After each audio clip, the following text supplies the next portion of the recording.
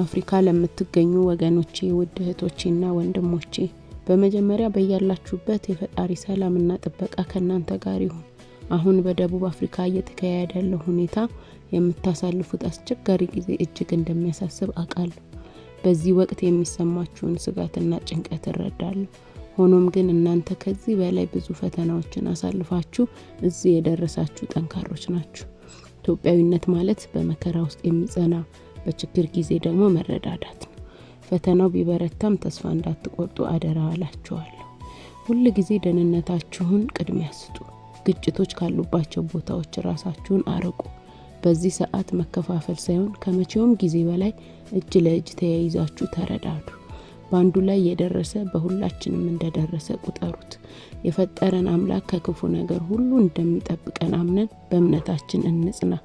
ይህ ክፉ ጊዜ ያልፋል። እናንተ ግን በጽናታችሁ በርትታችሁ ትቀጥላላችሁ። ፈጣሪ ኢትዮጵያንና ሕዝቦቿን በያሉበት ይጠብቅ። እኔ ሁሉ ጊዜ በሐሳብና በጸሎት ከእናንተ ጋር ነኝ። ፈጣሪ በያላችሁበት ይጠብቃችሁ።